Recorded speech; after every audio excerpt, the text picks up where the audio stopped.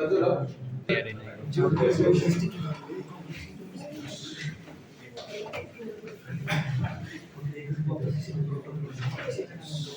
पहला basics factorial sign के बारे में आप लोगों को पता हो. What is factorial is?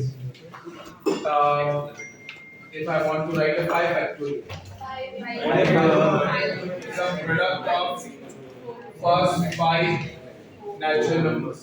Simple the definition was 5 factor is the product of first 5 natural numbers. 7 factor is the product of first 7 natural numbers. This can be converted into यहाँ पे for example this can be converted into 5 into 4 factorial. As per our requirement we can convert this factorial. 1 factorial भी 1 होता है, 0 factorial भी 1 होता है. That you have to remember. ठीक है? उसके बाद जो हम लोग स्टार्ट कर रहे हैं fundamental principle of numbering.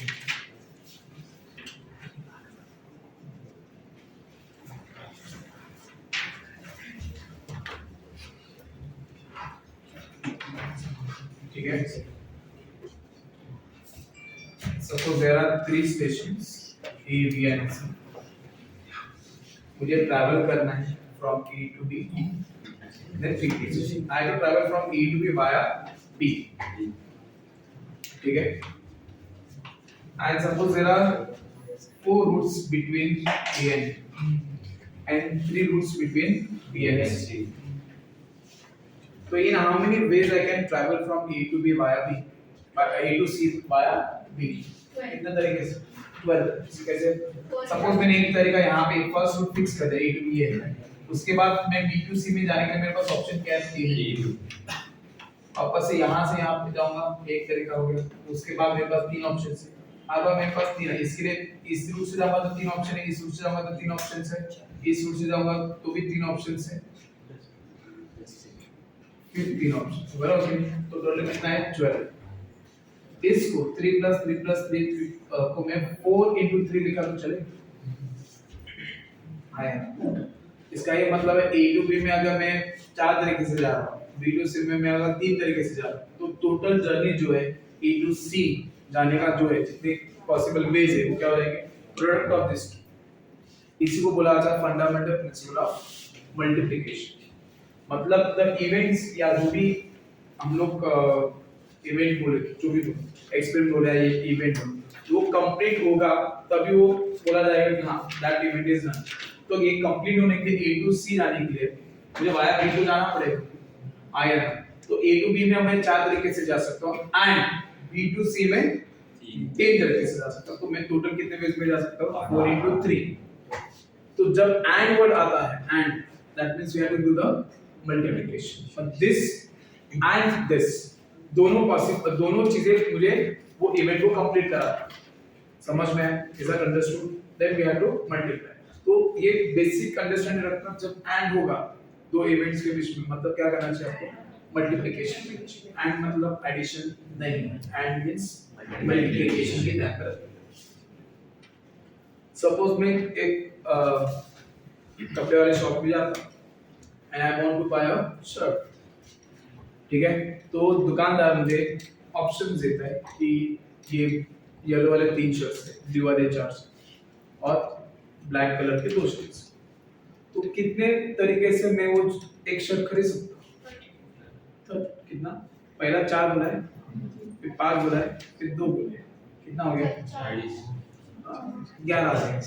So I can choose or I can select one shirt in 11 ways. Either I can select one of the yellow shirt, or one of the blue shirt, or one of the black shirt. One of the yellow shirt मतलब how many yellow shirts do we have? कितना है? 4 options दिए. 4 में से एक ले सकता हूँ. I can choose any of the yellow in 4 ways. Like that I can choose any of the blue shirt in 5 ways. I can choose one black shirt in 2 ways. तो मैं या तो ये खरीद सकता हूँ, या तो ये खरीद सकता हूँ, या मतलब और है. This or this or this. Or means addition. और आपको आ जाएगा क्या? Is that understood? This is called the fundamental principle of multiplication and addition. क्यों? ऑब्जर्व किया उसको पोस्ट पे हाँ क्या था ये चीज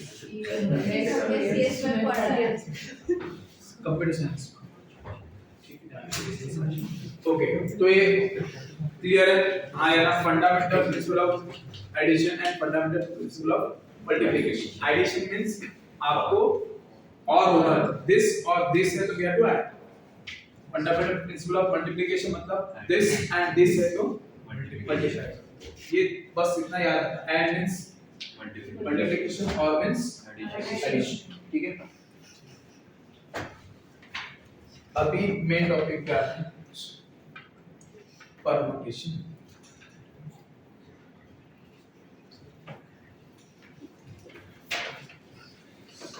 मैं actually permutations and combination actually hand to hand है कहीं पे जाके परम्यूटेशन अलग होता है अदरवाइज आप ये समझो ही नहीं कि परम्यूटेशन एंड कॉम्बिनेशन कुछ अलग है पहले तो दिमाग में डालो मैं कंबाइन भी कर सकता हूं ट्राई टू अंडरस्टैंड ठीक है कुछ चीजें करके बताता हूं कुछ आपको समझेंगे ठीक है okay suppose there are 4 members in the team A B C D ठीक है या A B C D है ठीक है अभी मुझे क्या करना है इस 4 मेंबर्स को मुझे 4 ही मेंबर्स है बट मुझे 3 ही चेयर से पर बहुत नाइंसाफी 4 मेंबर्स है और 3 ही चेयर्स एक को टुकड़ा रहना है तो ये कितने तरीके से हो सकता है in how many ways I can do this 12 तरीके से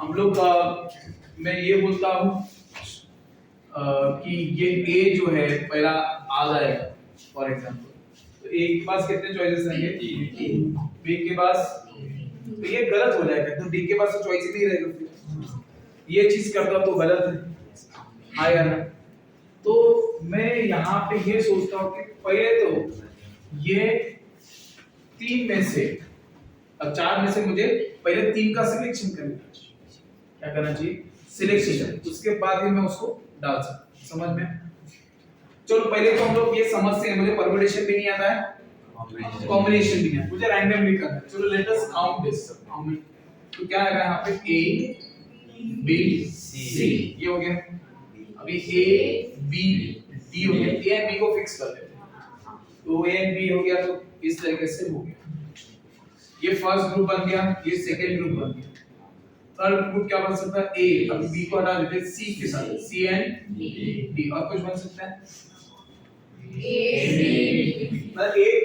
A और C के साथ एक ही बनेगा ना B बनेगा मगर B A C B इधर तो हो गया वापस से लेना भी एक दूसरा ग्रुप बनेगा ठीक है उसके बाद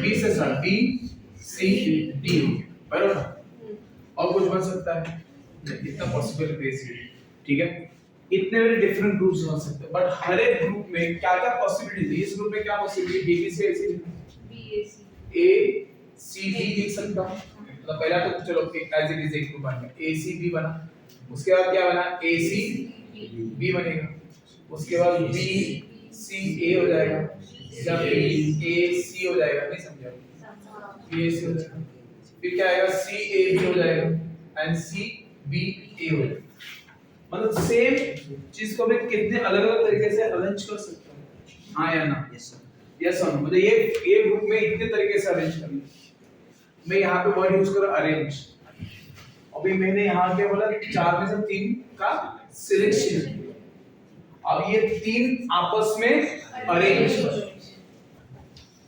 समझ में सेम यहां पे आपके कितने पॉसिबिलिटीज आए 6 इसमें कितने पॉसिबिलिटीज आए 6 आए इसमें 6 आए इसका 6 मतलब 6 + 6 + 6 + 6 कितना है 24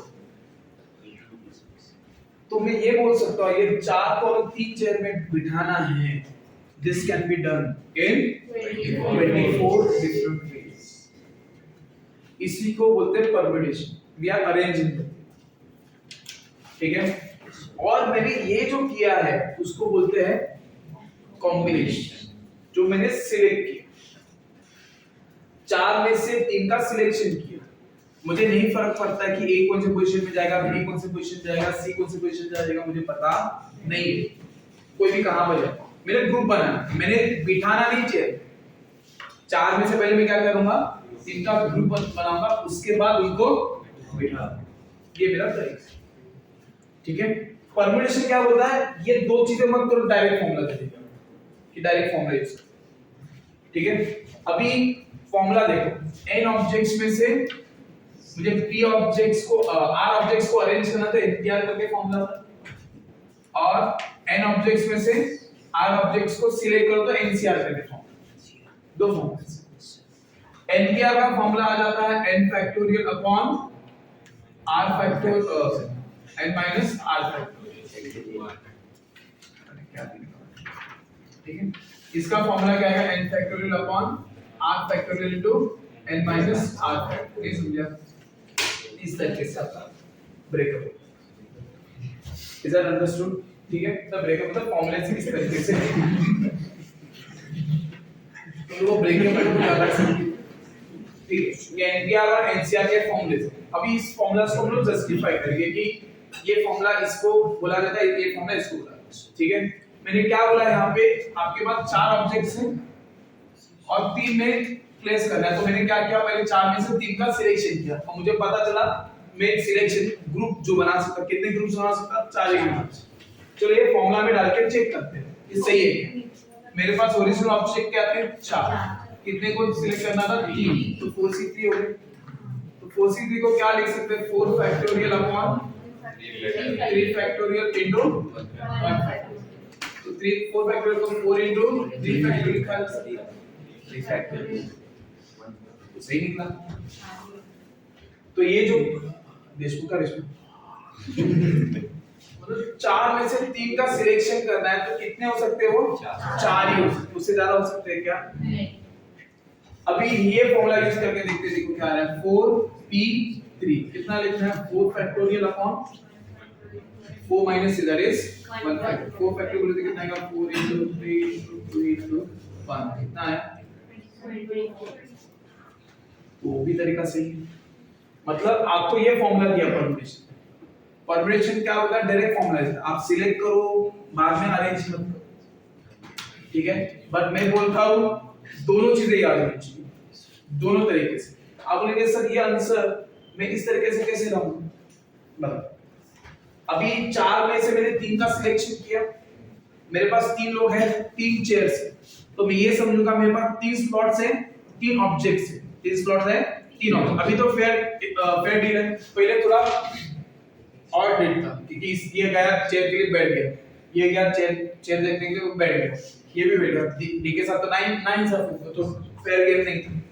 अभी मैंने 4 में से 3 का सिलेक्शन कर दिया, अभी 3 लोग हैं और 3 चेयर, अभी फेयर गेम है, तो क्या आएगा, फर्स्ट जाएगा चेयर, चूज करने के लिए कितने में चूज कर सकता है, 3 तरीके से, चलो वो 3 में से कोई चेयर में जाके बैठ गया। दूसरा आएगा तो 2 ऑप्शन है, तो 3 into 2 बराबर ना, फिर लास्ट जाएगा उसके बाद तो ऑप्शन एक ही है, तो टोटल कितने तरीके से वो लोग बैठ सकते हैं, 6 तरीके से। पहला बैठ सकता है 3 तरीके से, दूसरा बैठ सकता है 2 तरीके से, तीसरा बैठ सकता है 1 तरीके से, तो 3, तो वही रहेगा, मैं जो 3 का बना है कितने अलग-अलग तरीके से बैठ सकते हैं, 6, वही समझे कि नहीं समझे। तो इसको मैं इसी फॉर्मूला को मैं लिखता हूं, कैसे लिखूंगा, 4 में से 3 का सिलेक्शन किया और 3 को 3 स्लॉट में डालना है, तो फॉर्मूला डायरेक्टली है 3 फैक्टोरियल, क्या 3 को 3 स्लॉट में डालना है, फॉर्मूला क्या है 3 फैक्टोरियल, 4 को 4 स्लॉट में डालना होगा तो 4 फैक्टोरियल, समझ में, 5 को 5 स्लॉट में डालना है तो 5 फैक्टोरियल, स्लॉट में डालना है, एक वर्ड बोल दिया। दूसरा 5 को आपस में ही अरेंज करना है, एक ही चीज होगी।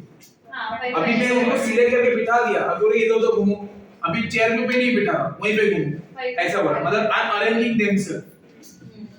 तो 2 तरीके से होगा, या तो मैं स्लॉट में डालूंगा, हाँ या तो उसको उनको क्या होगा, स्लॉट में डाला जाएगा, या आपस में ही अरेंज स्लॉट में डाल रहा हूँ, जितने ऑब्जेक्ट्स है उतने स्लॉट्स है, तो बहुत सिंपल, 4 स्लॉट्स है, 4 ऑब्जेक्ट्स हैं, तो can be put in the 4 slot, 4 object can be put in the 4 slot in 4 factors. समझ में आया? मगर और उसकी जगह पे क्या 4 ऑब्जेक्ट्स को आपस में अरेंज कर सकते हो, उसमें भी क्या आएगा 4 factor. In both the cases answer क्या आएगा 4 फैक्टर। तो मैंने क्या बोला, 4 में से 3 का सिलेक्शन किया, फिर 3 को 3 में अरेंज किया इन 3 फैक्टर। इसका आंसर क्या आएगा देखिए, 4 फैक्टर ये factor 24। Is that understood everyone? सबको समझ में आया या नहीं आया, क्या किया, ओवरऑल एक आइडिया समझ में आया? परम्यूटेशन कॉम्बिनेशन चीजें क्लियर है? परम्यूटेशन क्या, कॉम्बिनेशन क्या करता है, सिलेक्शन करता है, वो उसमें ऑर्डर इंपॉर्टेंट नहीं होता। मेरा ग्रुप बन गया, मेरे पास 4 लोग हैं, 3 को लेके मैंने सिर्फ खड़ा किया, भाई तीनों सर्कल में खड़े रहे, लाइन में खड़े रहे, डायगोनली लाइन से खड़े हो, मुझे कुछ फर्क नहीं पड़ता, ठीक है? इधर अंडरस्टूड? मैं 3 का सिलेक्शन करके रख दिया, अभी 3 को बाद में मैं अरेंज कर लेता, that time it comes a permutation, when arrangement comes permutation, ठीक है? इधर अंडरस्टूड? इस ऑर्डर में भी आप कर सकते हो, understood? This is called linear permutation. कुछ सम्स ओरली देखते हैं, ठीक है? लीनियर परम्यूटेशन फॉर्मूला तो आपको क्लियर है, राइट? इसमें फर्स्ट केस आ जाएगा लीनियर परम्यूटेशन। क्या? Linear permutation. लीनियर परम्यूटेशन बोले तो we have to arrange the data linearly मुझे अरेंज करना और कुछ नहीं। जैसे कि एग्जांपल लेता हूं, सपोज मेरे पास 4 फिजिक्स बुक्स है, 4 फिजिक्स बुक्स, 5 केमिस्ट्री, 8 मैं जा रहा हूं, ठीक है? Is that understood? So 4 physics books, 5 chemistry books, 8 maths book है मेरे पास। अभी मुझे ये सारे बुक्स को अरेंज करना है, मैंने उतने बुक्स खरीदे जितने स्लॉट्स मेरे पास अवेलेबल है, तो 9 और कितना 17 हो गए। 17 नंबर अच्छा नहीं लग रहा है, अपना ही बुक शेल्फ है, मुझे लाना है, मेरी चॉइस है, ठीक है?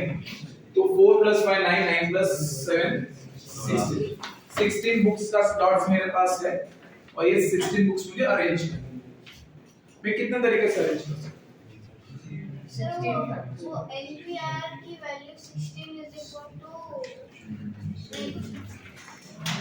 सिंपल मैं बता रहा हूं अभी, ठीक है? आपको ये एग्जांपल मैंने क्यों समझाया कि आप डायरेक्ट परम्यूटेशन का फॉर्मूला भी यूज कर सकते हो, या सिलेक्शन करके बाद में अरेंज भी कर सकते हो, ये समझाने को बताया। आपके पास 16 स्लॉट्स हैं इधर, 16 स्लॉट्स है, 16 बुक्स है, 16 फैक्टर 16 पर सिंपल सी बात समझ में है? मेरे पास 16 ऑब्जेक्ट्स है, उसको प्लेस करने के मेरे पास 16 प्लेसेस है, 16 फैक्टर, सिंपल सी, अंडरस्टूड? किसी को डाउट है? हाँ, अगर मैं बोला होता मैंने कुछ एक्स्ट्रा बुक्स ला दिए, स्लॉट तो 10 का था, ला दिए 16 बुक्स है, तो ये अरेंज करेंगे, तो किस तरीके से अरेंज करूंगा? तो मैं क्या करूंगा, पहले सिलेक्शन करूंगा 10 बुक्स का, मतलब क्या करूंगा मैं 16 में से 10 का सिलेक्शन करूंगा, 10 का सिलेक्शन होने के बाद 10 स्लॉट मेरे पास है, 10 स्लॉट में डाल सकता हूं 10 books in how many ways, 10 simple. एक तरीका है, या मैं बोलूंगा 16 p 10, 16 बुक्स में से मुझे 10 को अरेंज करना, दैट कैन बी डन। ये और ये दोनों का आंसर तो सेम है, इज दैट क्लियर? मगर ये थोड़ा ज्यादा कन्विंसिंग लगता है, अपना लाने पे लगता है, ये रटावाल आंसर हो गया, नहीं समझे? Always go for this kind of answer rather than this. हां, एट द एंड इतने सम सॉल्व करेगा थोड़ा आइडिया आ ही जाएगा कि क्या है, सेम चीज। क्या बोला, समझा? हाँ या ना? कि किसी को डाउट है इसके अंदर? ठीक है, अभी वापस coming back to the 16 slot, मेरे पास 16 स्लॉट्स अवेलेबल है, 16 बुक्स। अभी मैंने कंडीशन डाल दिया कि मैथ्स बुक्स भाई मुझे एक साथ ही चाहिए, और कहीं पे नहीं घुमाना है। मैथ्स बुक्स को मुझे एक साथ रखना है। तो क्या करूंगा? हाँ 3 slots बचेंगे तो फिर 3 स्लॉट कैसे बचेंगे? 10 के अभी 16 स्लॉट 16 बुक्स है और 16 स्लॉट्स ही है। मुझे मैथ्स बुक्स को एक साथ रखना है। 7 छोड़ के जो बचेंगे उसमें जो सब के बचेंगे 9 बाकी 7 हो गए। तो मैं क्या करता हूँ बताएं? पहले तो अरेंजमेंट के लिए 7 मैथ्स बुक्स को एक साथ बांध ताकि ये हिले डुले इसको एक यूनिट 10 फैक्टोरियल उसको एक यूनिट मान के मैथ्स बुक्स को क्या है यूनिट मान के, ठीक है। और बाकी बचे कितने? 4 और 5 9, वो 9 बुक्स पर ये 1 यूनिट मिलके 10 हो गए। अब 10 को मुझे अरेंज करना है। 10 को अरेंज करना है अमंग देम। अभी ये समझो कि 10 ही स्लॉट है ना, वो भूल गया मैं ऐसे पढ़ लूं 10 books can be arrange among themselves in 10 factor हो गया। मतलब जो 7 बुक्स का जो बंडल बना है वो फिक्स थोड़ी है, उसमें से बुक्स भी तो ऊपर नीचे कर सकता हूं मैं। मतलब वो 7 books can be arrange among themselves in 7 factor. नहीं समझेंगे नहीं क्या नहीं समझ? 10 मिनट के बाद का जो आपने 7 को क्या क्या क्या 10 मिनट के बाद आपने जो बोला हाँ सर ऊपर गया ऊपर से चले सर 7 यूनिट्स 7 मैथमेटिक्स बुक्स को है ना मेरे 1 यूनिट माने रस्सी से बांध दो उसको टाइट एकदम 1 यूनिट हो गया। बाकी के 9 बुक है 9 बुक और ये 1 यूनिट मिलके कितने हो गए? 10 को अरेंज करना है एक दूसरे स्लॉट में बाद में डालना। मैं इसे अरेंज इधर करता हूं ऑर्डर लगा तो फिर डालता हूं, ठीक है। तो कितने तरीके से कर सकता हूं? 10 को 10 में अरेंज करना है, आपस में अरेंज करना है तो 10 फैक्टर 10 ऑब्जेक्ट्स को आपस में अरेंज करना है। कितने में इसमें? मुझे ये तो कंफर्म है ना 17 स्लॉट्स है, मुझे कंफर्म है 16 बुक्स है, वो कंफर्म है। तो मैं यहीं पे अरेंज कर सकता हूं। 10 मेरे पास यूनिट्स है, they can be arrange among themselves in 10 factor. ये क्लियर हो गया। मगर वो मैथ्स बुक्स जो 7 बांधे हुए हैं वो भी आपस में अरेंज कर सकते, that can be done in 7 factor. तो आंसर कितना होगा? एंड बोला ना दिस एंड दिस मल्टीप्लिकेशन, तो 10 फैक्टोरियल इनटू 7 फैक्टोरियल अपना आंसर। बहुत सिंपल है। चलो प्रैक्टिकल सोचते हैं। ये तो मैंने आपको टेक्स्ट बुक वाला मेथड या जो मेरे दिमाग में बचपन से बैठ गया वो मैंने बताया। अभी प्रैक्टिकली सोचते हैं। मुझे बुक्स अरेंज करने में मैथ्स बुक्स को एक साथ रखना है तो मैथ्स बुक पहले सब अलग से निकाल के रखो। मेरे सामने क्या बुक्स है? Physical chemistry 9 books. स्लॉट कितने हैं? 10 स्लॉट्स है ना। आया ना। अभी 10 स्लॉट्स में से मुझे अभी ये 9 बुक्स को 10 स्लॉट्स में डालना है। तो 10 स्लॉट्स में से कोई क्या बोलते हैं उसको? एक स्लॉट खाली, एक स्लॉट खाली होगा इसे नहीं। वो 7 बुक्स को मैं डाल के अरेंज करके रख दूं कैसे भी कर, अरेंज करके छोड़ दूं। मतलब सिंपल तरीके से वो क्या आएंगे 8 बुक्स जो है 9 बुक्स जो है हसाइजन है हंस तो क्या ये दहा 9 बुक्स जो है उसको मैंने रख दिया बना। अभी मुझे पता है उस 7 बुक्स को कहीं ना कहीं बीच में घुसाना है, एक साथ लेके ही घुसाऊंगा। हाँ स्लॉट बना था पता इतना तो माइंड में आ गया। 9 बुक्स उठाए मैंने, किसी को काम दे दिया भाई ये बुक्स को फिजिक्स के बुक्स रखने हैं, उसने उठाए रख बराबर। तो 9 बुक्स को मैं किसी भी तरह अरेंज कर सकता हूं। 9 फैक्टर बुक्स खत्म हो गया, तो उल्टा जा रहा है। खाली किधर है? ऐसा ही स्लॉट को फिक्स है वो 16 बुक्स भी हो सकते हैं उतना ही स्लॉट मेरे पास। ऐसे पकड़ो ये ऐसे स्लॉट नहीं बनाए, स्लॉट 1 स्लॉट ऐसे नहीं। प्रैक्टिकली सोचो ना, मेरे पास 9 बुक्स है उठाए रख दिए खत्म हो गया। मतलब वो कितने तरीके से बना डाल सकता हूं? 9 फैक्टर क्लियर हो गया। अब ये 9 बुक्स है उसमें बीच में डालूंगा ना। फॉर एग्जांपल सारे जितने फिजिक्स बुक्स केमिस्ट्री बुक्स है उसको एक साइड में कर दिया और मैथ्स के 7 बुक्स उठाए और फर्स्ट क्लास में खत्म कर दिया। फर्स्ट लॉट मैथ्स बुक्स आए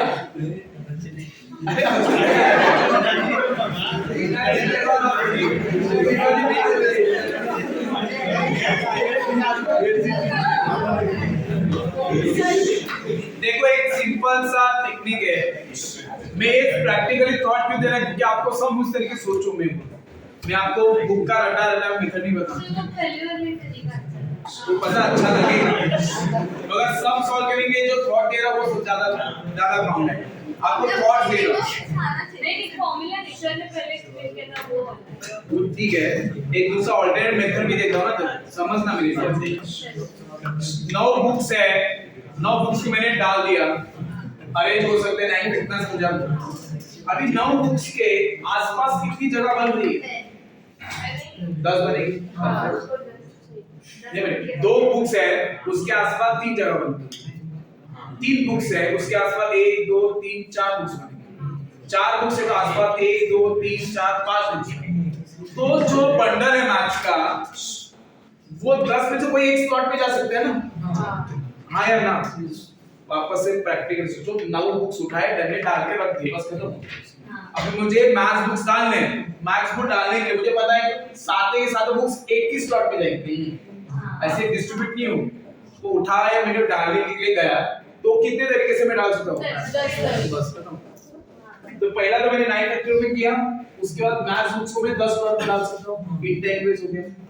बाकी वो मैथ्स बुक्स जो है वो कितने वेज में अरेंज कर सकते हैं? तो हम लोग पहले आंसर क्या बोले थे? 10 factorial into 9 factorial. 10 into 9 factorial कितना होगा? 10 फैक्टोरियल। तो आंसर वही है। नहीं समझा? ये प्रैक्टिकल थॉट दे दिया कि आप थोड़ा इमेजिन करो, मेरे पास 9 बुक्स फिजिक्स केमिस्ट्री के मैथ्स के 7 बुक, 9 बुक मैंने उठाए रख दिए, 9 बुक पहले आपस में कितने वेज में अरेंज कैसे? 9 तरीके से उठा के मैंने शेल्फ में रख दिए, खत्म हो गया। अभी मुझे 7 का बंडल उठाना है बुक्स का मैथ्स का जो एक साथ ही रहेगा, तो मुझे कहीं ना कहीं डालने की मतलब बुक्स के बीच में डालने के लिए कितने बार स्लॉट्स अवेलेबल? 10। वो 10 में से कोई एक स्लॉट सिलेक्ट होगा, that can be done in 10 minutes. तो हो गया, उसके बाद मैथ्स बुक आपस में अरेंज कर सकते हैं, खत्म हो गया। तो दोनों तरीके से आप कर सकते हो, समझ में है? हाँ या ना? पहला वाला मेथड क्या बताया मैंने? कंसीडर दैट, जिसको भी टुगेदर है, टुगेदर बोलते हैं। अभी प्रॉपर्ली सेंटेंस पे आ रहा है, if they ask to keep the things together we have to consider that as a one. ठीक है, जो नॉट टुगेदर है या जो भी नॉट टुगेदर बाकी जो यूनिट्स है उसके अंदर उसको ऐड करो और उसको फिर उतने फैक्टर से मल्टीप्लाई करो, जो भी फैक्टर रहेगा वो आपका आंसर होगा। और जो जिसको ये एक यूनिट या उसको भी आपस में अरेंज कर सकते हैं। ठीक है, क्लियर है? तो अभी मैं आपको कंडीशन देता हूं। अभी मेरे सिर्फ फिजिक्स बुक्स एक साथ है, तो क्या आंसर आएगा?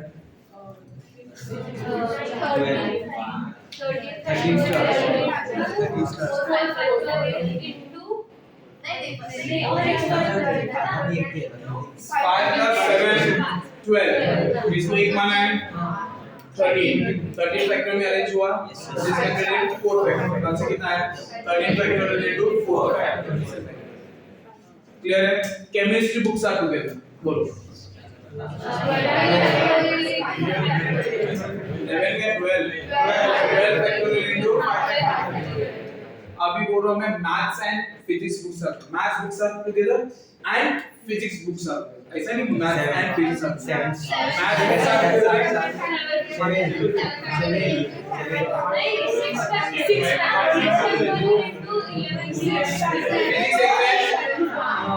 मैथ्स एक है 2 यूनिट 5 कितना हो गया? 7 factor into 4 factor into 7 factor. लेकिन वो एक ही यूनिट बन गया ना अभी। फिजिक्स आर एक यूनिट, फिजिक्स एक यूनिट में maths, physics books are together and maths books are, ऐसा बोलो physics and maths books are together, ऐसे physics books are together and maths. बहुत इंग्लिश गंदा है, बहुत आगे कंफ्यूजन होती है। डाउट होगा आप लोगों को इंग्लिश आता है कि नहीं? ठीक है, अभी all subjects books are together 3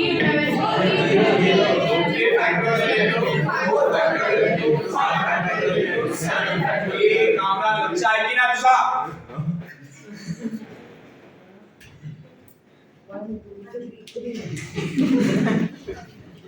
clear है? ये टुगेदर वाला थिंग क्लियर है? अभी दूसरी बात, दो चीजें पूछी जाएगी। अभी मैं ये बोलता हूँ कि physics books are not together. क्या बोला मैंने? Physics books are not together. अगर मुझे बुलाया गया कि नॉट टुगेदर है तो सिंपल सम टोटल निकालेगा, उसमें से टुगेदर सबट्रैक्ट करना। Not together means total minus together. जो एक साथ वाले केसेस निकाल दिए तो बचे हुए केसेस क्या रहेंगे? नॉट टुगेदर वाले। समझ में आया? हाँ या ना? तो मुझे बोला, अगर मैंने बोला कि maths books are not together तो क्या करेंगे? टोटल मतलब क्या आएगा? 16 माइनस 7। मैथ्स बुक्स साथ एक साथ जो है वो केसेस को सबट्रैक्ट करना, टुगेदर वाला केस लेना पड़ेगा। क्या आएगा? 10 फैक्टोरियल इनटू 7। ये समझो? ये मैंने maths books are not together. तो फॉर्मूला क्या बताया मैंने? Together total minus together. समझा कि समझा मैंने? हाँ 16 फैक्टोरियल टोटल समझा। और टुगेदर का कैसे? Maths books are together. अरे वही नहीं समझाऊं।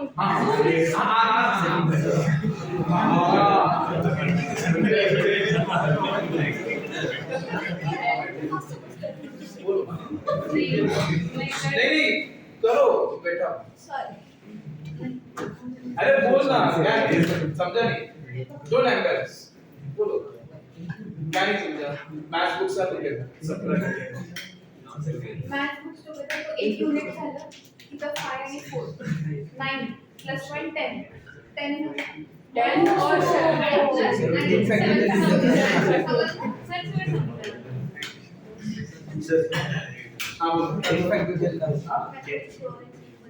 बच्चा ये यूनिट लिया है, ये नोट है 10 फैक्टर में अरेंज होगा। मैथ्स को एक साथ सबको क्लियर है? नॉट टुगेदर का together minus total minus together. ठीक है? अभी मैं वर्ड बताता हूं कि no two maths books are together. Sentence अलग है। No two maths books are together. अभी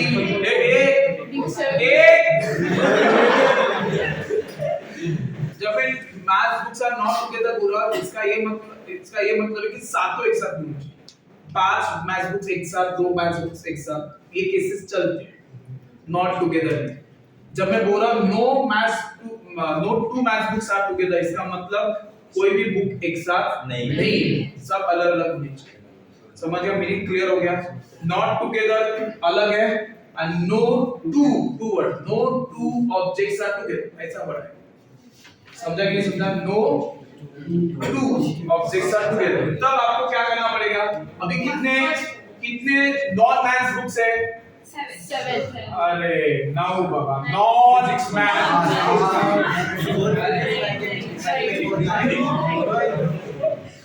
1 2 3 4 5 6 7 8 9 ये 9 नॉन मैथ्स बुक्स है। उसके आसपास कितनी जगह बनाई जा सकती है? 10।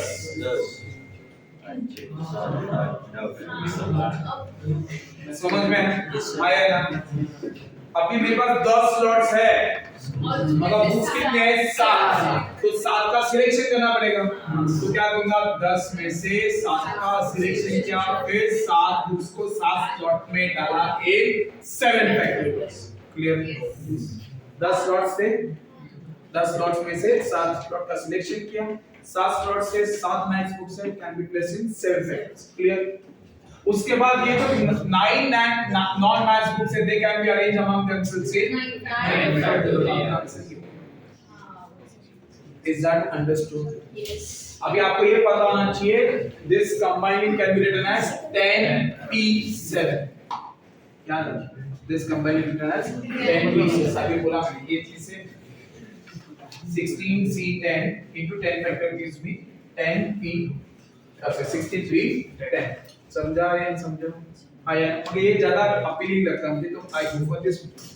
10 स्लॉट से मुझे 7 स्लॉट का सिलेक्शन करना था, तो ये 7 ही मैथ बुक्स है, तो that can be done 10 C7, फिर 7 स्लॉट्स है 7 ऑब्जेक्ट्स, 7 स्लॉट में 7 ऑब्जेक्ट डाल सकते हैं 7 फैक्टर्स। क्लियर है? Is that understood? समझा ये? उसके बाद हो गया ना ये? ठीक है, तो टुगेदर हो गया, नहीं ऑलवेज टुगेदर, ओके। अभी मुझे बोला गया है मेरे सिलेक्शन में पर्टिकुलर थिंग्स का सिलेक्शन करना ही करना। If I want to include particular thing, कितने वेज में अरेंज करता हूं, कितने वेज में सिलेक्शन होगा? एग्जाम्पल यस,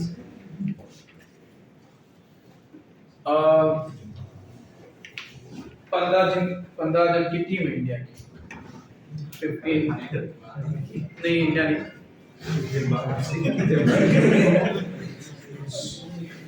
पाकिस्तान, कोई भी टीम हो गया, इंडिया पाकिस्तान, 15 जन की टीम है, उसमें कैप्टन तो होता है, ठीक है। 15 में से 11 का सिलेक्शन करना है। फुटबॉल में भी 11 का ही सिलेक्शन करते हैं, पता नहीं, मुझे नहीं पता, पूछा आप लोग मेरे फुटबॉल देखते हैं, तो 11 जन का मुझे सिलेक्शन करना है, बराबर आया ना, और 11 जन का सिलेक्शन के उनका फोटोग्राफ चाहिए, फोटोग्राफ में अरेंजमेंट आएगा, तो वहां पे याद रखो फोटोग्राफ है मतलब एक इधर बैठा है, एक इधर बैठा है, दूसरे फोटो में वो आपको एक दूसरे मतलब अलग अलग फोटोग्राफ्स बन सकते, तो उसको अरेंजमेंट एक तो 15 लोग हैं, 11 का सिलेक्शन करना है, फोटोग्राफ खींचना है। अभी कंडीशन ये डालना, कंडीशन डालने की जरूरत नहीं, कैप्टन को तो 11 में इंक्लूड करना ही पड़ेगा, कोई ऑप्शन नहीं है, ठीक है। कैप्टन का सिलेक्शन हो गया है, तो मैंने उसको उठा के रख दिया, भाई तू तो बैठेगा। अभी आपको पोजीशन में नहीं पता, मगर तुम बैठोगे जरूर। Is that understood? क्या हुआ?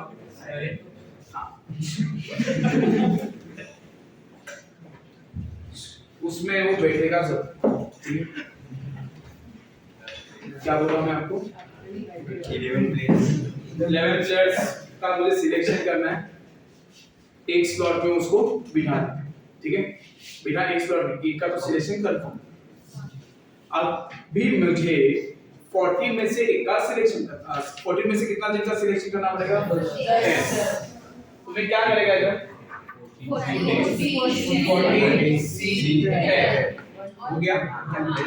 अभी 11 फैक्टोरियल क्या हो जाएगा? 11 समझे क्या नहीं समझे?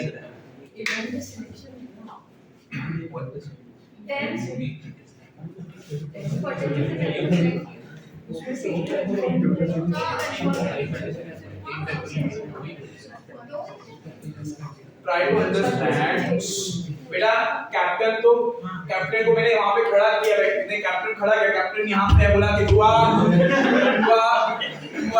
जैसे हम लोग अपने मैदान में करते हैं सिलेक्शन, इसको लिया टीम बनाते, दो टीम बनाते, कैसे ऐसे सिलेक्शन होता है ना, वैसे सिलेक्शन किया, तू आएगा, तू खेलेगा ऐसे। पहला कैप्टन इधर ही है, उसके बाद उसने 14 में से 10 का सिलेक्शन किया, तो 14 C 10। अभी कितने लोग हुए? 11। अभी 11 को अरेंज करना है ना फोटोग्राफ, ये कैन बी डन इन 11। समझे? तो ये 14 फैक्टोरियल अपॉन कितना आएगा? 10 फैक्टोरियल इनटू 4 फैक्टोरियल। दो का निकालना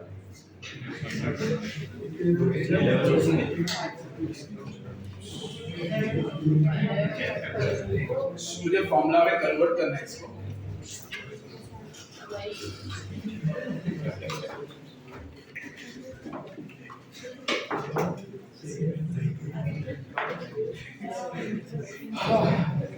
ठीक है,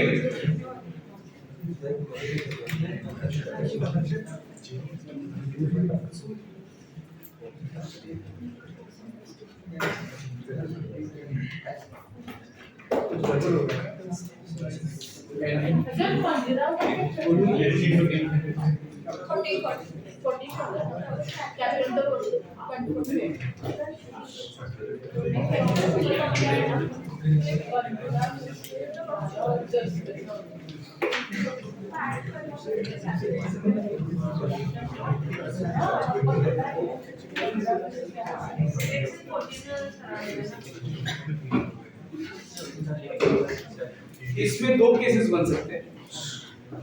जो मैंने लिखा वो भी केस हो सकता है, उसने किया अभी आपस में अरेंज हो जाएंगे, या जिसका पर्टिकुलर थिंग का सिलेक्शन है उसका पोजीशन भी फिक्स। फॉर एग्जांपल कैप्टन का पोजीशन मैंने फिक्स कर दिया, मतलब 11 लोग हैं, कैप्टन तो बीच में बैठेगा, ये फिक्स हो गया, तो बाकी तो मेरे पास 10 स्लॉट बचेंगे और 10 लोग होंगे। उस वक्त क्या आ जाएगा यहाँ पे 14C10 into 10 फैक्टोरियल उस केस में। नहीं समझा? हाँ यार, that becomes एक फॉर्मूला बराबर। ठीक, मैं सही पूछ रहा हूँ। चीजें समझ में आई या नहीं है? ये जो किया है। अभी केस ऐसा हो सकता है कि particular thing does not include, particular thing does not include. ठीक है, मेरे पास बास्केट ऑफ फ्रूट्स है, ठीक है, जिसके अंदर एक फ्रूट एप्पल ले लो, ठीक है, उसके अंदर एक खराब एप्पल होता है, सड़ा हुआ है, तो मेरे पास 10 एप्पल का बास्केट है, उसके अंदर एक एप्पल सड़ा हुआ है, ठीक है, मुझे अपने प्रिय व्यक्ति को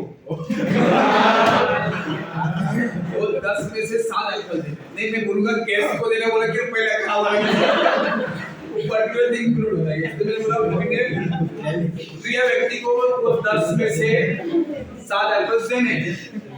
तो मैं चाहूंगा क्या वो खराब वाला एप्पल इंक्लूड हो, नहीं, तो उसको तो लेना नहीं। एक्चुअली एप्पल का एग्जांपल एक्चुअली गलत होगा, क्योंकि इसमें एप्पल को करे कैसे अरेंज करें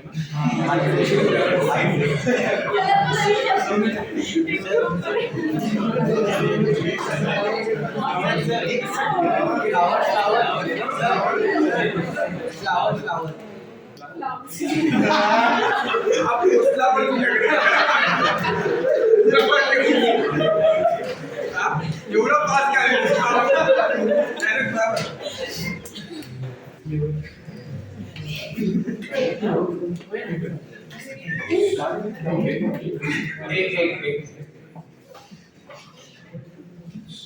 मेरे पास डिफरेंट कलर के क्यूब्स है, क्यूब्स 10 डिफरेंट कलर क्यूब्स है, उसके अंदर एक क्यूब टूटा हुआ ऐसा, जिसको मैं अरेंज करूं, 7 को ही अरेंज करना है, वो क्या 10 में, बट वो चीज इंक्लूड नहीं होनी, तो क्या करोगे आप पहले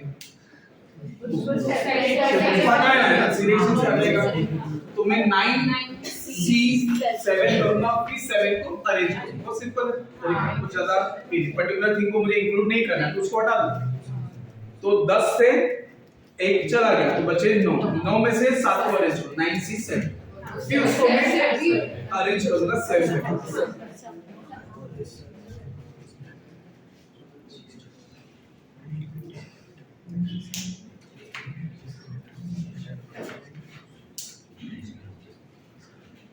Next है permutation with the, आपको लिखना है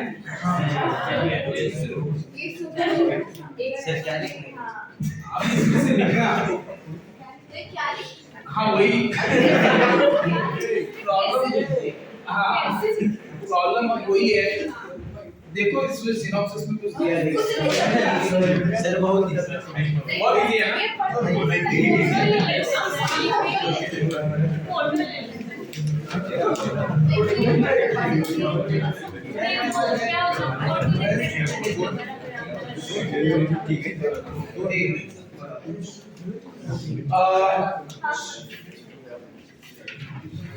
fundamental principle of addition multiplication लिखना है, मेरा फोटो मत लिखना,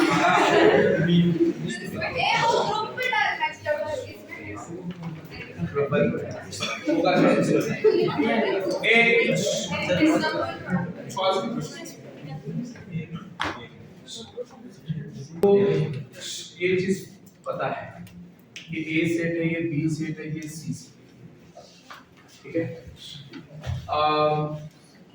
अगर आप देखेंगे तो ये ए है, ये बी है, ये सी है, ये डी है, ये ई है, ये एफ है, ये जी, सब एरिया को मैंने नाम दिया, ठीक है। अभी मुझे ये चाहिए, पूरा यूनियन चाहिए, ठीक है।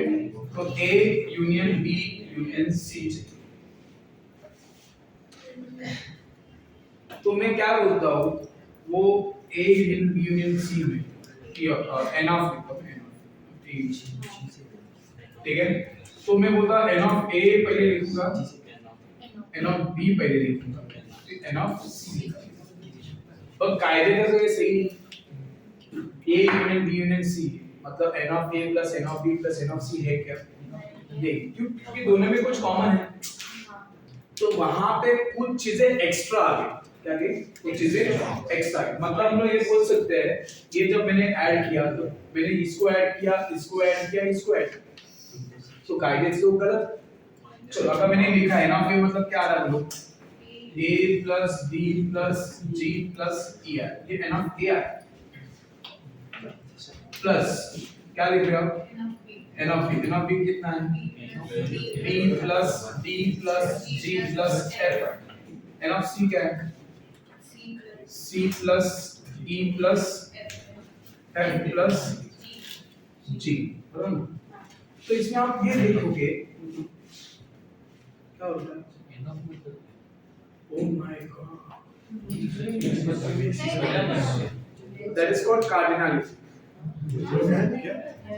90 में ये बाबा तुमने उससे सही बताया कि मैं तेरे को एक मैथमेटिकल टर्म्स बता दिया, कितने एलिमेंट्स होते हैं। अगर मेरे पास सेट में 5 एलिमेंट है, उससे सही बताया, गलत नहीं बताया, सिर्फ मैंने एक टर्म बता दिया आपको, तो उसको कार्डिनलिटी बोलते हैं। तो वो भी एक इनडायरेक्ट मुझे एक वर्ड बताया तो बता दिया। नंबर ऑफ एलिमेंट्स 5 है, तो n ऑफ a, अगर a सेट में 5 एलिमेंट है तो n ऑफ a इज 5। समझ में? अगर उसमें 8 एलिमेंट है तो n of a is 8। Understood?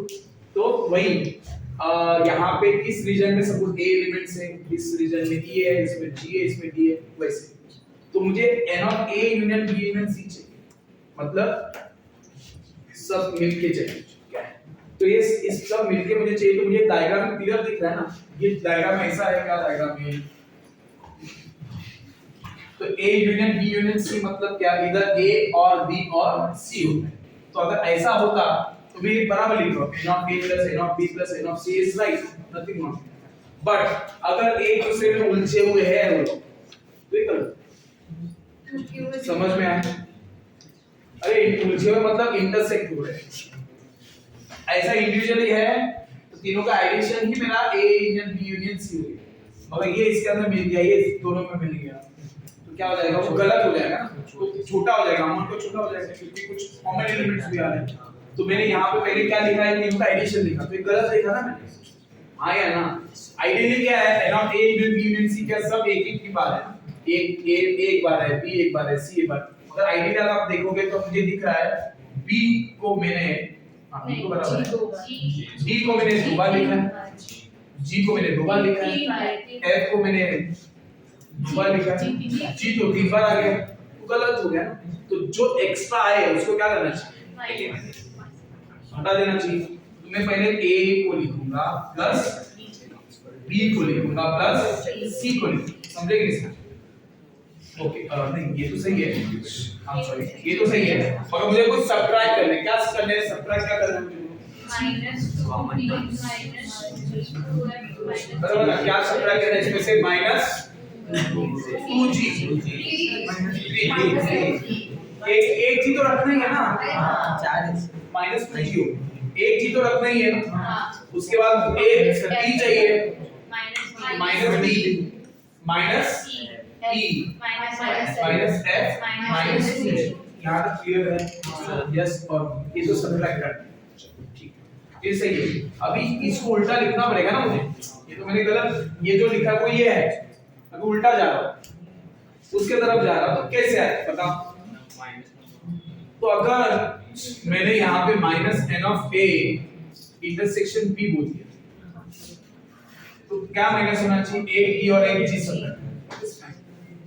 तो एक डी और एक जी इधर से हो जाए, माइनस मैं बोला एक जी और एक एफ और कर ना बी इंटरसेक्शन सी हो, वो भी चला गया, मतलब एक एफ और एक जी, मतलब ये कहां तक मैच हो गया, ये पूरा हो गया और ये भी हो गया। मैं अभी इसको भी सबट्रैक्ट करना चाह रहा हूं, तो n of A intersection C, इसमें ई सबट्रैक्ट हुआ, अगर मैं जी भी कर दिया ना, आया ना, तो मैं जी 3 करके प्लस जी करता तो परफेक्टली मैच हो गया, मगर जी मैंने ऐड किया है, plus N of A intersection B intersection C, इस तरह से आपका फॉर्मूला समझ में आया ना, ये फॉर्मूला का डेरिवेशन। अभी आपको मैं लॉजिकली बताता हूं, ट्राई टू अंडरस्टैंड, ये मैंने फॉर्मूला प्रूव करा दिया, इस तरह से फॉर्मूला, अभी A B C D E F G को भूल जाओ, ये फॉर्मूला एग्री करता है, ये फॉर्मूला बनता है, ठीक है, इसमें इसको इंक्लूड क्या बोलते हैं, इसको एक्सक्लूड क्या बोलते हैं, और इसको इंक्लूड क्या बोलते हैं, इंक्लूड एक्सक्लूड एक्सक्लूड चलते हैं, जब तक जा रहा है तब तक लिखते हैं। अभी जब मैं ये तीनों को ऐड करता हूं, तो मुझे पता है ये वाला रीजन 2 बार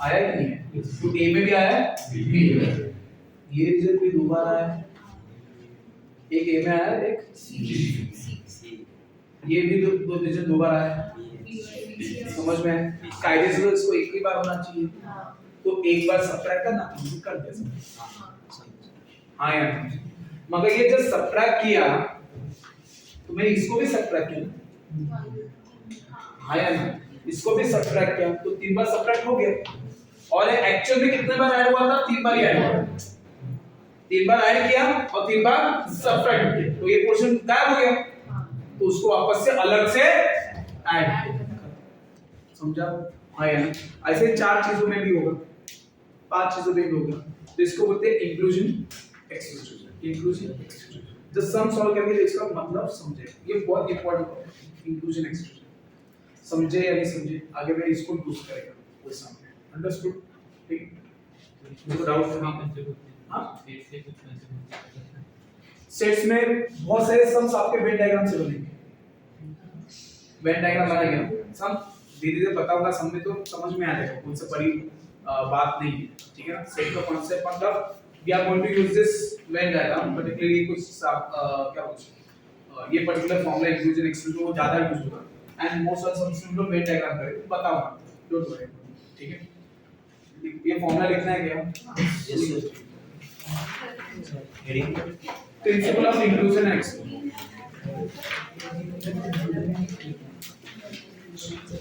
तेरे को भी ये पूरा A N of B N of C, जब तीनों सबको ऐड किया, मैं देख रहा हूं कि ये पोर्शन 3 बार ऐड हुआ, अभी ने 2 बार ऐड हुआ, ये पोर्शन, ये जो सेट है, ये पोर्शन पे 2 बार है, ये पोर्शन पे 2 बार है, तो सबट्रैक्ट करना पड़ेगा, बराबर, तो मेरे कंबाइन इसको मिला के ए इंटरसेक्शन बी मतलब कंबाइन ने सबट्रैक्ट किया, ए इंटरसेक्शन बी मतलब ये this portion as well as this portion, वो मैंने सबट्रैक्ट किया, बी इंटरसेक्शन सी मतलब ये और ये भी हो गया, ए इंटरसेक्शन सी मतलब ये से दिस हो गया, तो 3 बार मैंने सबट्रैक्ट किया उसको, बट एक्चुअल में ऐड भी 3 बार हुआ, मतलब ये एक्चुअली पोर्शन 3 बार एक्चुअली में आ चुका था, और तीनों बार मैंने हटा भी दिया उसको, तो बचा एक, मतलब इनडायरेक्ट देखा जाए तो सब कुछ ऐड हो गया, मगर ये ऐड नहीं हुआ, तो उसको बाकी वापस से ये फॉर्मूला ये पर्टिकुलर वेन डायग्राम के लिए अप्लाई होता है, वेन डायग्राम ये सेट से रिलेटेड है, सेट से अच्छी तरीके से समझा सकते हैं, इसमें समझाते हैं, अगर यहां पे सिंपल बार पैटर्न करेंगे ना, सेम कॉन्सेप्ट मतलब एक क्वेश्चन है मुझे 3 बार आया है, एक क्वेश्चन है 2 बार आया है, मतलब कितनी बार ये तेरे को एक्सप्लेन करेंगे, एक्सप्लेन हो गया, अभी तू इस फॉर्मूला को ट्रस्ट करती है, और क्यों नहीं करेंगे प्रूव तो किया उस डायग्राम के लिए करते लेकिन वो डायग्राम वैसे होगा अगर बाकी का वैल्यू 0 है फॉर एग्जांपल मेरा डायग्राम ऐसे ऐसे बन रहा है इसमें फिर इसका वैल्यू 0 हो जाएगा बाकी इसका इंटरसेक्शन 0 हो जाएगा वो चला जाएगा क्या फर्क अगर ये बनता है या ऐसा तीन अलग अलग बाकी सब 0 बन जाएगी उससे कुछ फर्क नहीं पड़ता फॉर्मूला जनरलाइज है ठीक है वो मतलब ट्रांसफर टर्म मतलब आपने तीनों का इंटरसेक्शन मतलब तीनों का कॉमन पोर्शन ये पोर्शन होना चाहिए अगर मैं इसको मैंने ऐड किया था तो ये पोर्शन 3 बार ऐड हुआ ये पोर्शन ए में भी था ये पोर्शन बी में भी था ये पोर्शन सी में भी जब था आप ए और बी को लेते हो तो सिर्फ ए और बी का कॉमन पोर्शन हाँ yes. तो मैं जब सबट्रैक्ट किया था तो ये और ये सबट्रैक्ट हुआ ये और ये सबट्रैक्ट हुआ ये सबट्रैक्ट हुआ तो मतलब यही पोर्शन जो मेरे पास 3 बार था तीनों बार चला गया तीनों पोर्शन चलेंगे तो कायदे से मुझे if I'm taking this in here I'm getting everything except this dotted portion so I need to add that portion तो उसको मैंने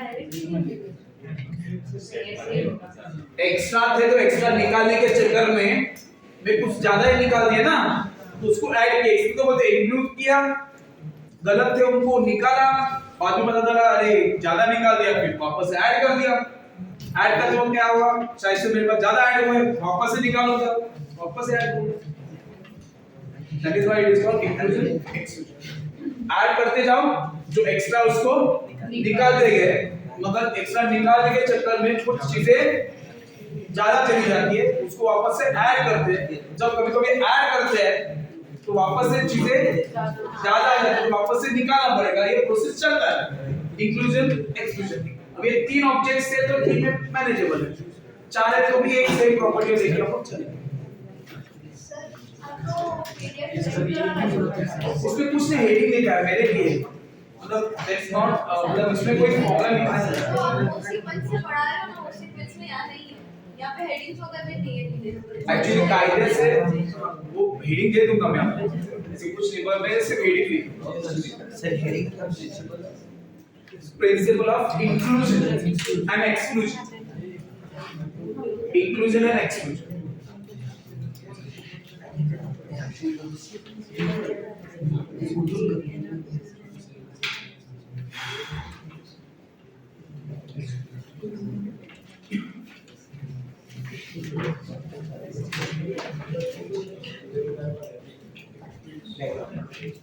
एक्स्ट्रा पीरियड नहीं ना सर एक्स्ट्रा देखो तो अच्छा क्वेश्चन है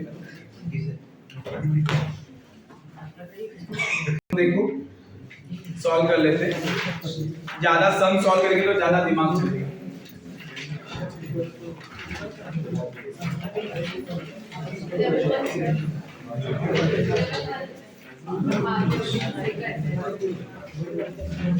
ऐसा देखा जाए तो एक क्लास में पूरा आंसर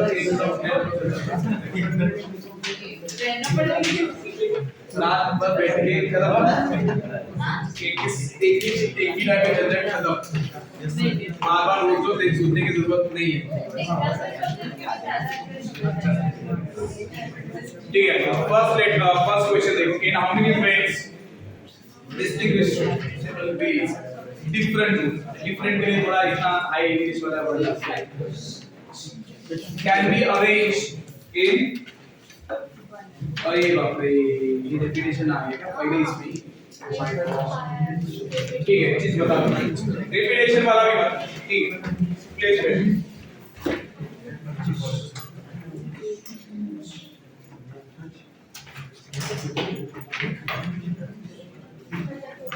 तो हेडिंग डालो permutation when some are alike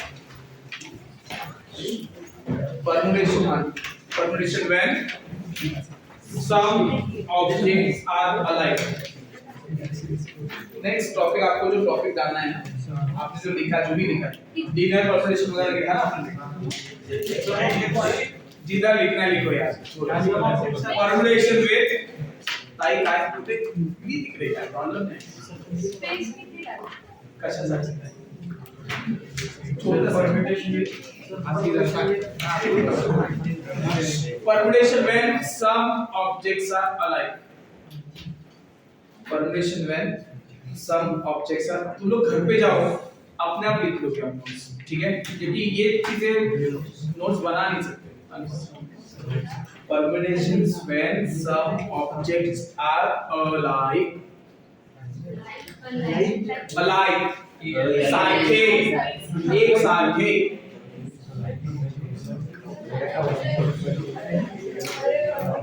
Okay. The number of permutations of n things of which the number of permutations of n things of which p things are of one kind, of which p things are of one kind. ये भी सांगतो ही बोलते म्हणजे एक सी बंद repeat करो. Repeat केलं repeat number of